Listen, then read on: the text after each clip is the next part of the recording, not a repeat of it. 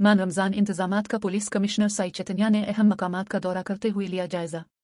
Nehru park से बोधन bus stand तक मुआयना, ट्रैफिक और सिक्योरिटी इक़दामात सख्त करने की हिदायत। माह रमज़ान के पेश नज़र शहर में खुसूसी इंतजामात को हतमी शक्ल देने के लिए police commissioner P Sai Chaitanya ने मुख्तलिफ तिजारती और अवामी मकामात का दौरा किया।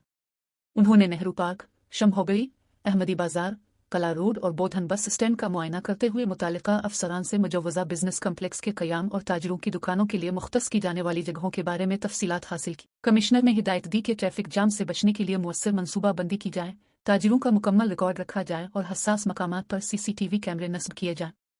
अवामी रहनुमाई के लिए साउंड सिस्टम के क़याम और मुनासिब पार्किंग इंतजामात को भी यकीनी बनाने पर जोर दिया गया। इस मौके पर traffic ACPO Nizamabad division in charge Mastan Ali, traffic CI Prasad, 1 town SHO Raghupati, town circle CI Srinivas Raj और 2nd टाउन SHO मुजाहिद मौजूद थे।